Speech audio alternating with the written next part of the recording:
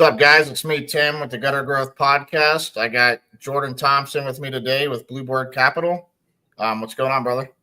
What's going on? How you doing? Happy to be here. Good, man. I'm super excited to have you at the summit. For you guys just jumping on, we're going to be giving out a summit ticket today. The way to win that is to go ahead and comment "grow" in the comments, and we'll be doing a drawing. So if you're looking to get to the summit, go ahead and comment "grow." So what's up, brother? Why don't you tell us a little bit about your business and what you do and what you're going to be bringing to the summit?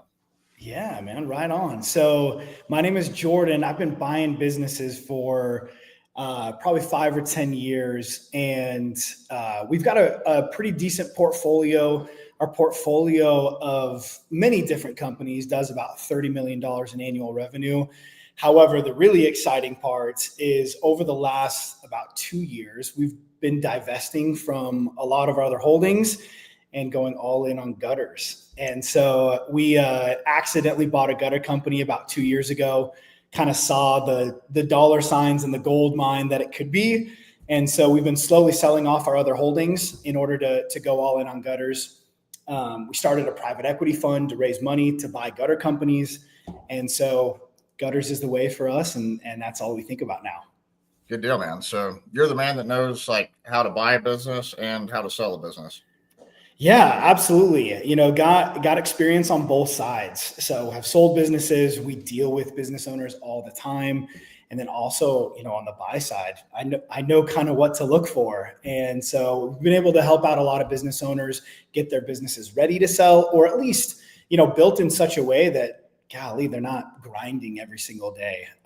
And then so that hopefully one day their business is worth a lot of money to somebody. Cool, man. So for the guys that are just coming on, go ahead and drop the comment "grow." We're going to be giving out a free ticket. I see Kenny just commented. Yeah, we're looking forward to, brother. Yeah, man, it's going to be great. So can you tell us a little bit about what you're going to be speaking at the summit? Yeah. So I think as we were looking at this, the biggest value that I think that I can provide to people is again, getting your business prepared to sell one day. And maybe one day you want to pass your business off to your kids or your grandkids, whatever the case may be. That's fine. But still building it in such a way that your business isn't running you. And then hopefully at least you have that option one day to go ahead and sell it for hopefully millions and millions of dollars. Because I don't think people don't know what buyers are actually looking for. They think, hey, I've got a business. It might do $500,000 or $1 million in revenue. Like, that's worth a ton of money to somebody, right? And that's not always the case. So there's a lot of nuance that comes with building your business in such a way that it's attractive to a buyer. And so that's what I'm speaking on. We're talking about get your business ready to sell so that hopefully one day you can create that generational wealth, have that carrot at the end of the day to sell out and make millions of dollars. And I'm a big believer that even if you're not going to sell, that you should definitely build your business as if you are going to sell. It should be built to sell. Absolutely. I mean, how many of us have gone on vacation and our wives are ticked off at us because all we're doing is we're on the phone the whole time because we don't have the right systems in place in order to be able to even go on vacation. And so whether you're looking to sell one day or whether you're looking just to, you know, be able to not have your business run you, the systems are the same. No doubt. What are a couple of things that like really stand out when you're looking for a business or you're like, this is a business that I'm interested in? Yeah. So there's really, it comes down, I've made a list of really 10 things that someone can do to get their business ready to sell one day. And building your business in such a way that it's ready to sell happens generally, ideally, years and years before you're actually ready to sell. Mm-hmm. I can't tell you how many businesses that we see where all of a sudden one day the business owner had a bad day and said, you know what, I'm done with this, I'm going to sell. And their books are a mess and they have, you know, no management in place. They have no systems in place and their business is just worth pennies what it could be if they would just prepare a little bit. So we don't necessarily need to get into all 10 today, but there's definitely a few that are critical. Mm-hmm. And so I think the first one that I love talking about is this idea of what we call key man risk. So if I go in and I look at a company to purchase, and that owner is the estimator, the bookkeeper, the customer service representative, the installer, right, doing the warranty manager. If that person, that owner is doing almost everything in their business or a lot of things in their business, it's a huge red flag to us. Like buying a job. I'm buying somebody's job. And then what happens when that person leaves and I'm the new job holder? I mean, all I've done is buy a mess. And so we love this idea of getting out of your own way and hiring out as much as you can as the business owner as soon as you possibly can. Doesn't mean you need to fully hand the reins over to a general manager, but hire a salesperson, get a bookkeeper, right? Get somebody in the office that's handling the estimates and the invoicing, right? Like get some of these things off your plate. That's going to significantly improve the value of your company. I know when I sold, I was pretty much done by like 9 o'clock, 9:30 every morning. And I didn't have to be there, but I like to show face for the guys. So I would show up, and I had 2 estimators. I had someone answering the phone. I had crews with crew leaders, and I wasn't that much needed. So it was an easy sell because like someone was able to actually buy a business. Yeah. The difference, and you touched on it, Tim, the difference between a real business and a job, that's a stark contrast. And unfortunately, many people in our industry, their businesses are way closer to a good job. And you may make great money at that, but it's not necessarily a sellable asset, or at least you're not getting all the juice out of it that you could. And so, we just like to tell people, get out of your way, give up a little bit of profit today in order to have a real business. And by the way, you're going to save your sanity. You're going to prolong the time that getting to burnout, significantly as well. And so that kind of leads into the next part, which is get a competent bookkeeper or accountant to help you out with your books, because it is so. Just to kind of maybe dive in a little bit on how businesses are bought and sold and valued. So generally, small businesses, which is what most of our companies are, under $1 million in profit, they're valued based off of a multiple of net income. So at the bottom of your profit and loss statement, there's a net income number, and you apply maybe a 1.5 or a 2 or a 3 times multiplier to that net income, and that's what your company's worth. And obviously there's a big shift in, is it closer to 2 or 3 based on several factors. But if you don't keep clean books, then you're really never going to be able to determine an actual value of your company. And a buyer is not going to come in and buy it blindly without knowing exactly what it's doing down to the T. So get your books right. I mean, it doesn't cost that much money to have somebody do your books properly. Get an accountant, and then kind of leaning into that, pay your taxes.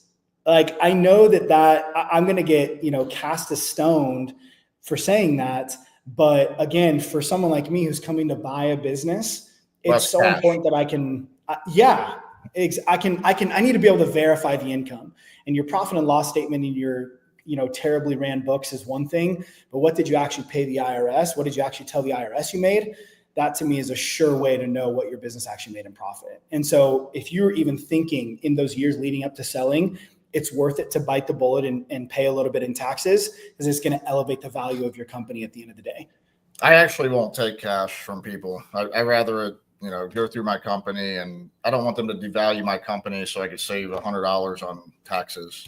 No. Yeah. So I'll tell you a story. I feel so bad for this guy. We have this deal that we've been working for months and months.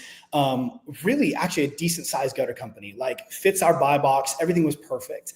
We were about to give this guy millions of dollars. We got into the due diligence phase, and we found out not only was he taking a bunch of cash in, but he was paying a bunch of expenses on cash. And that is the cardinal sin, because we have no way of verifying those cash transactions, both on the income side and on the expenses side. And so, this guy, in order to save a little bit of money on taxes throughout the years, unfortunately cost himself potentially millions of dollars. He's going to have to run his business right for another 2 or 3 years and then sell to get anywhere near what he thinks his company's worth. So, we've seen it play out in real time. It's just don't even take the cash. And I'm just going to say one more time, the guys just jumping on, go ahead and comment the word grow. We're going to be giving out a free Gutter Summit ticket at the end. I'm going to be doing a drawing. Commenting grow is the way to get in the drawing. So let's go. Yeah, no doubt. And another thing, like you just said something that made me think, 3 years, like you want to see an upward trajectory where they're making more money and growing every year. Like wouldn't it be a red flag if they had like a higher year and then it's going down and it's, all over the place?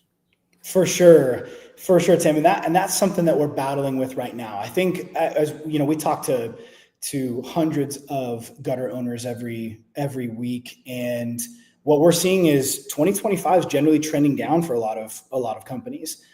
And when we look to buy their company, in 2023 looks great, 2024 looks great, and then 2025 is kind of a dud, that is a big red flag. And so you can make the arguments that it's the economy and buyer sentiment is down and discretionary spending is down, whatever you want to say, but that's a red flag to a buyer. We want to see that's something that's got momentum behind it, that has energy, that's growing year over year, rather than buying a project. And declining revenue is definitely a project. Mm-hmm. And so you got to do everything you can to, even if you're darn near flat, try to get that upward trajectory on your revenue growth and on your profit growth year over year in those years leading to a sale. So that's something else that we're going to look at as buyers, is not just, the current year or the last year's profits. We're going to look at the trends over the last, 36 months, the last 3 years, and see what those are doing. So yeah, you're exactly right. No doubt. Are you noticing any shift in the economy this year, or do you think that there's some of that's contributing? Yeah. So here's what's really interesting. This is what I tell people all the time. We just made a video actually the other day about the state of the economy from the perspective of a business owner. Mm-hmm. And what we're seeing is in our markets where we have the lion's share, or at least a large part of the market, mm-hmm. we're having our best year ever. And so you're noticing this kind of cream rising to the top phenomenon, where the companies, kind of down here that haven't figured out deal flow, they haven't figured out how to get leads predictably, those companies are struggling massively right now. But the companies who have good branding, who have figured out how to get leads in consistently, who have a good sales process and good estimators and communicate well, I think these companies are separating themselves and having really, really great years. So there's this really interesting separation that's happening. Yeah, there's this really interesting separation that's happening where, anybody can have, it's like in Idaho when it rains a lot, anybody can do well from September to December because it's raining and everyone's phone's ringing off. They know that they need gutters. Yeah. Exactly. But can you do well the other 9 months of the year? And that's what we're seeing right now. Down economy, the good companies are rising, and the companies who were only doing well because it was a good economy, they're struggling a little bit. I mean, it makes a lot of sense, because if you think about it, like the little guys say, they love to say, how do you get your work? Oh, word of mouth. And, well, that doesn't work so good in a down economy. Exactly. For sure. Yeah. And that's something else we talk about, Tim, all the time, is have a diversity of lead flow. Like, yeah, if you tell me all my business is word of mouth, yeah, as soon as discretionary spending is down, well, there goes all your lead flow. Mm-hmm. And so, we also like to see a diversity of ways that you're generating leads. Some of it word of mouth, reputation, Google, Facebook, mailers, right? Like, what are you doing to spread out the risk a little bit? But yeah, that's so funny you mentioned that, because I think you're exactly right. They wear, companies who don't do any advertising, they wear this word of mouth like a badge of honor. Yeah, that's what I do, man. It's all word of mouth, and that's great until it's not. Right. And I definitely think you should have a word of mouth, like, structured out in your company where you have a referral program and you're getting word of mouth, but you definitely need like lots of lead sources. And I've actually heard really good recently about direct mail. Surprisingly, I got a couple guys that are doing better on that than they are AdWords. Oh, interesting. Yeah. And it's nice. There's some services out there now that allow you to direct that direct mail a little bit more, target that direct mail a little bit more. Mm-hmm. That's been really nice, a really cool change. And if you're doing a good job, providing good customer service to your customers, getting good Google reviews, like, you're going to have word of mouth naturally. It just shouldn't be your only strategy. What size company is like the most appealing to look at for a gutter company? Like, where should someone be revenue wise or profit wise before they really even consider selling? So that's going to depend on what your personal goals are. I will tell you, as you get, the larger your profit is, the higher the multiple, or the more your company is going to be worth from a multiple standpoint. So we buy two kind of tranches of companies. So if we already have a large hub in a market, we'll buy smaller companies to bolt onto that. So we'll buy a $500,000 revenue company or a $400,000 revenue company. We won't buy that if we're not already in that market. If we're going into a new market where we don't already have a presence, we need to buy a company that's big enough to be able to afford to put a manager in place and be able to have it run. So those companies are generally doing between 2 and 5 million in revenue when we're buying. And those companies are worth so much more to us. We're looking at several companies right now in that 4 million revenue range, and we're paying significantly more for those as a revenue or a multiple perspective. It would just take a lot of time to build a company like that, 5-10 years, and you could just come in and buy it and then have it automatically. Seems like a pretty good strategy. Yeah, I mean, it really is. I think that there's a lot of advantages to both sides in that equation. Somebody who's built their company for 5 or 10 years gets to walk away with some, retirement and hopefully some life-changing money. And then we get to accomplish our goals of kind of pressing fast forward on building a company for those years. Are you noticing any differences in the markets? Like, I know you're out in the Midwest a lot. I heard you said you're doing a little bit of Florida, but you're noticing a lot of differences? It's interesting. As we've gotten to more markets, we've noticed that some markets are more weather dependent than others. So, we're primarily out in the Western United States, and there's so much fluctuation, so much seasonality to it. We've had to do a lot of work to try to balance that out. So, one of the things that we always talk about, especially in our industry, is trying to get away from being so job dependent. So we're in a job-based industry where, usually you do one job for somebody and then you never see them again. You collect revenue from them one time and you never see them again. So what we teach people to do is, after you've serviced a customer, you've installed gutters on someone's house, sell them on a maintenance plan, sell them on a cleaning plan, add as much recurring revenue as possible to your business so that every single month you get to charge their card. And so whether it's July and there's no rain coming, you still have a customer that's paying you. And so these maintenance plan and these cleaning plans that we've implemented have helped tremendously to help combat some of that seasonality. Same thing happens in Colorado when there's a foot of snow on the ground and no one really needs gutters, right? We're still able to collect revenue during those times. Good deal. If anyone has any questions, you can go ahead and pop up some questions. We'll be happy to answer it. Also, we're giving out a free Gutter Summit ticket. So go ahead and comment GROW in the comments, and that'll allow you to get into the drawing.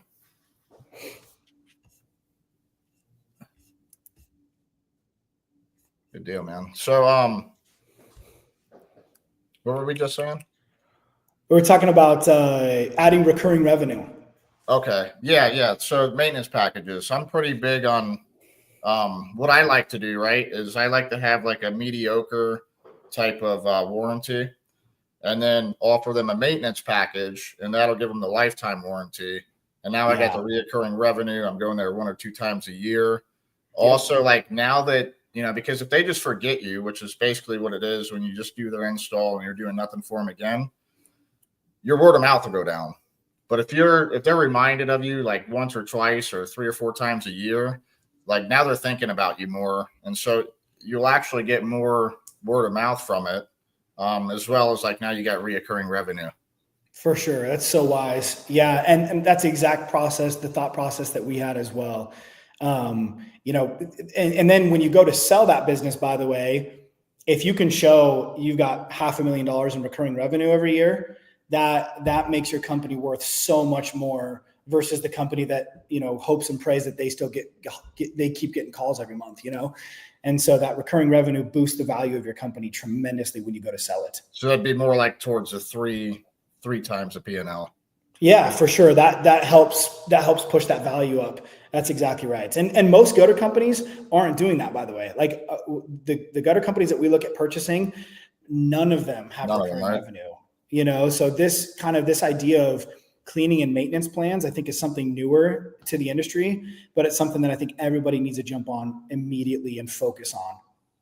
Yeah, we're super hyper focused on it. It's just, you know, I would. It's nice if you have 500,000, 600,000 that's just coming in every single year off of cleanings, and a lot of those cleanings are going to be simple. Like you install them. It's more of like you're not necessarily even having to clean them. Maybe you're just going there to check on them and to make Exactly. sure that they're good. And because of Yep. that, like now I could give a long warranty because I'm there all the time looking at it, and I don't have water's 8 pounds per gallon. If it gets clogged and now you got all this water sitting in there and all that moisture and all that weight, why would anyone want to warranty that? Yeah. Yeah, exactly. And I know that there's a lot of people in this community that do other things besides gutters as well. In the event that that's you, going and checking on those gutters once or twice a year gives you the opportunity to sell something else to that client as well. Whether it's a gutter cleaning or whether it's roofing services or power washing, or I know a lot of people do Christmas lights. Like getting in front of that customer as much as you can makes the value of that customer so much more if you can sell them something else as well. And so I think it's important that you keep face with them. They trust you over and over again. It's so much easier to squeeze some more money out of them. So do you ever buy clean out companies or just strictly install companies? So we've definitely focused primarily on the install companies. Mm-hmm. Some of the companies that we buy have clean out components to them, but we've never bought out a clean out company specifically. It's just not our model. Again, it's part of our business, but it's not our primary focus. And so we don't really buy cleaning specific companies. Do you guys get involved in like drainage and underground drainage for the downspouts or anything like that? No, we don't. We're trying to get to a scale that is very large, and we found that the only way to do that is to hyper focus on one or two things and do those one or two things better than anybody else in the world. And so for us, it's gutters, and that's what we want to stick to. Our sales processes are dialed in. I've made that mistake in my career so many times because I'm kind of a true blood entrepreneur where I'm like FOMO, I'm fear of missing out, I'm shiny object here. The reason that we're divesting from a lot of our other holdings that aren't gutter related is specifically so that we can focus on that and be the best in the world at it. Good deal. What's up, Vaughn? Guys, if you want to comment, grow in the comments. That's how you could get a free Gutter Summit ticket. We're giving one out. Also, this is a live, so if you have any questions, if you want to ask us, his specialty is buying business and selling businesses. Also, to have a good business, you want to have a business that is capable of being sold. You might not want to sell now. It might be 5 years from now, 10 years from now. I highly suggest that you build a business that is sellable. 5 years before I sold my business, I read a book called Built to Sell. And, I didn't even plan on selling at the time, but it helped me learn how to scale. And I think a lot of the same principles and what you would need to do to sell a business is the same things that you would need to do to scale a business. So super excited about hearing you speak, and I think it's going to be very valuable. Yeah, absolutely. Have you weren't at the summit last year, were you? I was actually. You were. Yeah. Good, man. Yeah, we were there. It was awesome. Tons of value. We made some incredible connections there that have helped propel our business. This is big. Yeah, it's got great energy, right? Absolutely.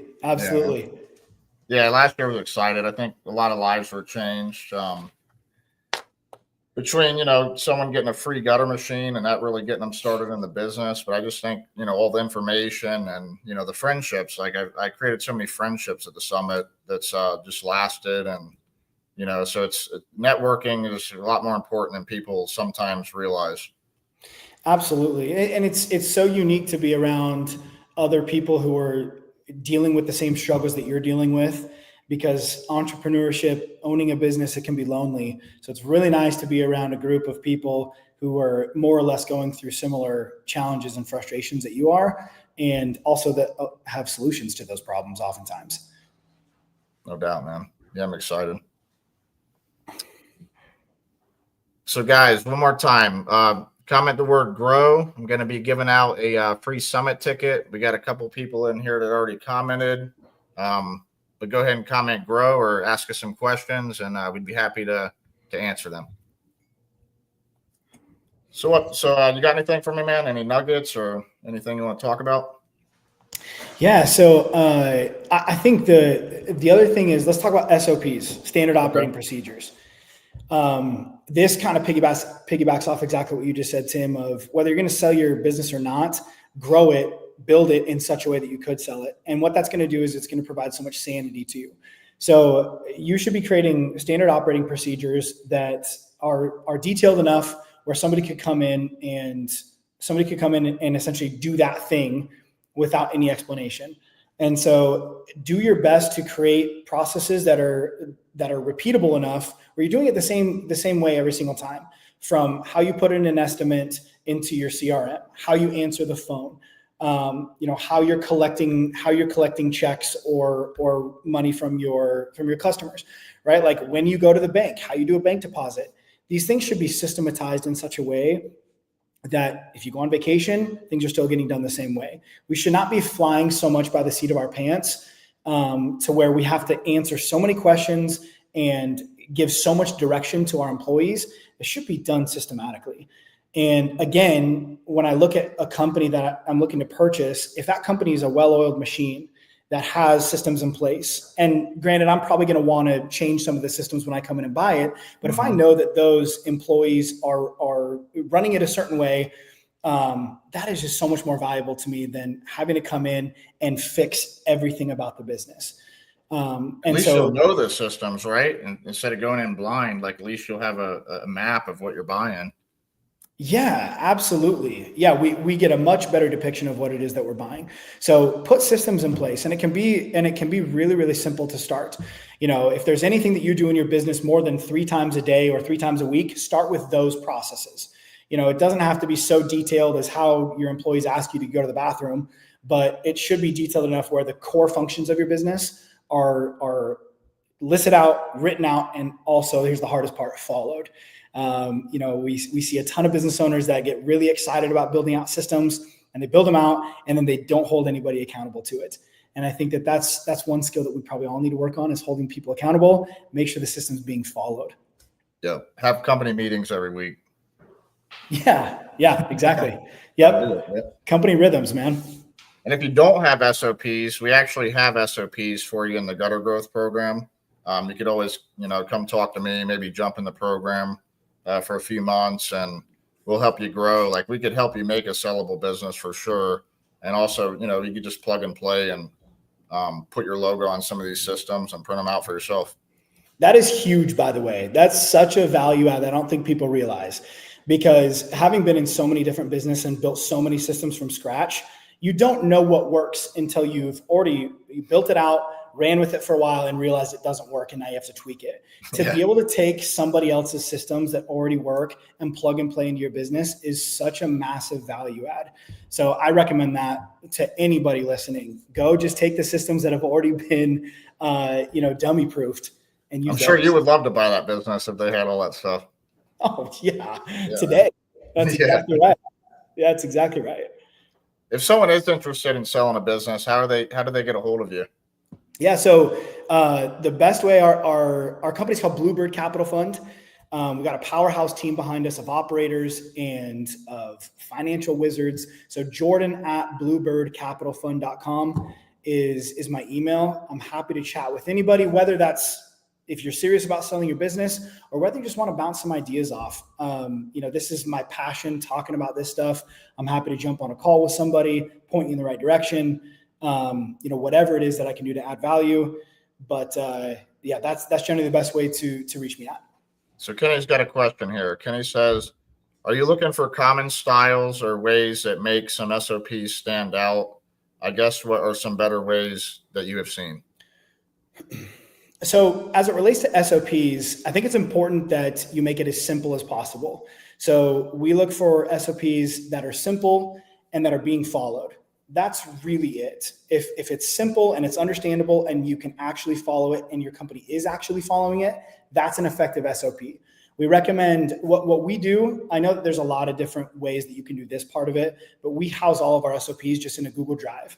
So it's a Google Drive that's shared by the company. and it's broken out by function. So marketing has their SOPs, and sales has their SOPs, and ops has their SOPs. So anyone can go in there and remember how to do it. And then oftentimes what we've done as well, we've printed them out and put them on the main company table with a flip book. It's like, hey, if you forgot how to do something, go look at the SOP book. And so all it really has to do is be documented, simple, and being followed. How is one way that you ensure, like on the companies that you're buying, that your employees are following the SOPs? Like, obviously it's probably from management, but is there any certain processes you have? Yeah, so it really comes down to management that buys into the vision of what we're doing and is willing to hold people accountable to that. And so without good management and good leadership, everything crumbles. And so that's really what we look for. Even before like someone who has intimate knowledge of gutters, we're looking for somebody who's a good leader, somebody who can hold people accountable and do it in the right way and not be a jerk about it. And so that's really important to us. Is having those right people in place. But then also something we touched on earlier is the KPIs. If there's a little bit of fudging on the SOPs, but our KPIs and our targets are being hit, I care a little bit less about that. You know, I care a little bit less if this small SOP is being fudged a little bit, if we're hitting our revenue targets, if we're hitting our customer satisfaction targets and our production targets and all those things. So being able to look at the KPIs on a week-to-week basis and really having a pulse on that helps us mitigate a lot of that deterioration of SOPs. Now let me ask you, there's a lot of companies that are like really underpricing themselves, especially like on the contractor side of things. Yeah. What do you do like when you look at a business and they're kind of heavy on contractors, but the footage price is kind of down there, and you're kind of stuck to that unless you're able to get them to come up? Yeah. So we look at businesses that are heavy in the contractor side. We look at those much more cautiously than somebody who's doing a lot of retail work. So the company and because oftentimes the owner has a lot of those relationships with whether they're roofers or new construction contractors, whatever it is. So we're going to frankly price that that risk in, but it also presents a pretty good opportunity to us because where we're really good is the marketing and the retail side of things. So if there's a company that's doing $1 million in revenue and they're not doing any marketing, we see that as a pretty good opportunity to a pretty good value add for us to come in and buy it. So, and then we've never seen a company that we haven't had to come in and raise prices so far. Let's just say that. So, everybody here needs to raise their prices. That's almost a blank. That's a blanket statement. And I'm confident I'm right. Yeah. Just raise your prices. 20%. Your life is going to be so much easier. Yeah. I mean, people don't realize how much like just going up 10% actually adds to the bottom line. Yeah, I know. Straight to the bottom line. You already have all your operating costs. You already have your expenses in there. All that goes straight to the bottom line. And guess what? You'll probably weed out a lot of the crappy customers you hate dealing with anyways. And so true. I've never gotten a bad review from someone who actually paid a decent price. Yeah. It's always like a $300 clean out. And then I'm begging to give them back their money so they can take it down. I know. That is exactly right. Yeah. The crappy customers who don't want to pay, they're always the ones that are hardest to please. So, but yeah, we come in day one almost always and raise prices. And I've thought about that. Like, why is that the case? But I think the penny pitchers just value their money too much. So they want to feel like they're getting like the world for their little bit of money. And so like the people that are willing to spend, they don't value the money so much that like they're nitpicking everything. And they just want to get a good job and get it done right. And, have a good experience and, move on. Can I finance $300?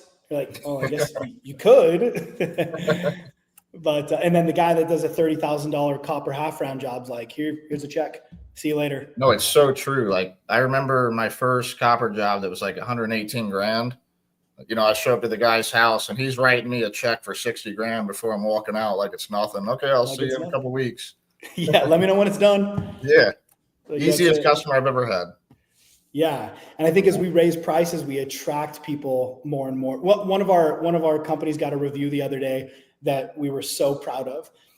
It was like the review was more or less great company, super good work.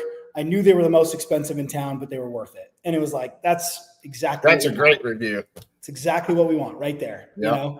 Like the extra money was worth it. So that's kind of how we're trying to position ourselves in all the companies that we buy. Before I sold that one company a couple of years ago, the last copper job I did, they spent $8,000 more for me to do it, and they had 5 bids. Jeez. what was the linchpin? What got him to the point of choosing you think? I don't know. Probably just my knowledge, the product knowledge. I think when you're dealing with stuff like that, people are expecting you to be kind of detail oriented.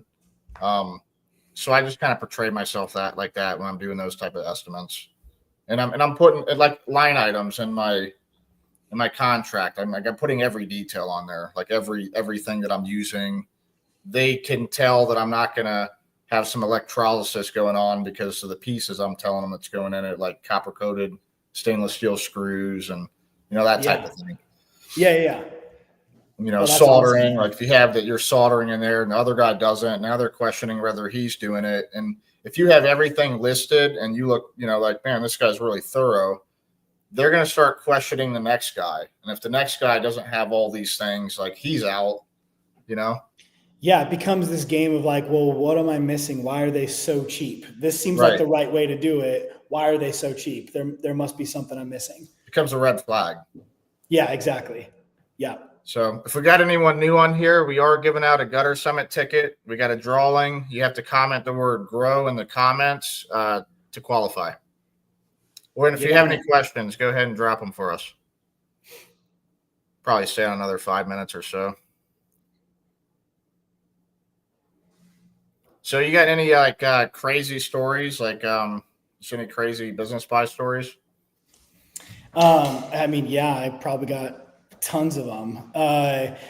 Buying a business isn't always the easiest thing in the world. I remember we bought a company, and when we buy a company, I want to put everyone's mind at ease. Most of the time, because we're pretty dialed in our systems and we know how to make profit out of these companies, we generally improve the lives of the employees that we buy, right? But sometimes we get people that are just, they don't buy into the vision, they don't fit with the new culture. And so we've had companies where we've bought the company, and then within 2 weeks the installers have gone and started a competing company. And it was like, well, that was a lesson that we learned, that you need to buy the right type of companies. And so we've gone through these iterations of what works and what doesn't when we buy companies, unfortunately at the expense of wasting a lot of money or overspending for some of these companies to where we know it works now. It's not an easy endeavor, but we love what we do now. It's great. It was definitely an experience selling one. Yeah. What did you like about the experience? Were your sellers good or your buyers good to work with? I've always wanted to know more about your experience. Yeah, no, I had one guy that was under contract, and then he was bullshitting me. He really didn't have the money. And so like we're like at the end of the sale, getting ready to close on it. And he's like retracting from what he originally said, because I was only selling it for cash. I wasn't interested in any deals or any, owner financing or paying me later, none of that. And so he knew that going into it, because I was pretty clear. So then like 2 days before it's getting ready to close, he's trying to renegotiate. And I'm just like, nah, kick rocks. And then so I had a couple other people that were interested, and it came down to 2 people. I don't know if I chose the right guy or not, but it was pretty smooth. And what I liked about it is I was looking for a quicker exit. So he was, literally I was out of there within 2 weeks, and he took over. So I kind of like that. The other guy would expect me to be there for like 6 to 8 months, which is normal. I mean, that's normal. I know a guy that sold one, and he was still there 4 years after somehow. So, he wasn't expecting that, which was the funny thing. But sometimes a deal gets written like that, and that might be a good thing. It might be a good thing to do that. Depends on the deal. There's a lot of sellers that, they just kind of want to take some chips off the table and put some cash in their pocket, but they don't necessarily hate running their business, and they're willing to grow with the new owner. Right. And so, we've structured deals that way where we'll keep the owner on to help run the day-to-day operations, but at least they've got some cash in their pocket now. They can breathe and relax a little bit. And then we get the benefit of having a seasoned operator in there that we can grow with. So there's a lot of ways it could go. Yeah, so many ways to work these deals, from how they're structured in the payouts, all up front or over time, or seller financing, or a combination of all the three, to what's the owner's role post close? Are they staying on to help run it with us? Are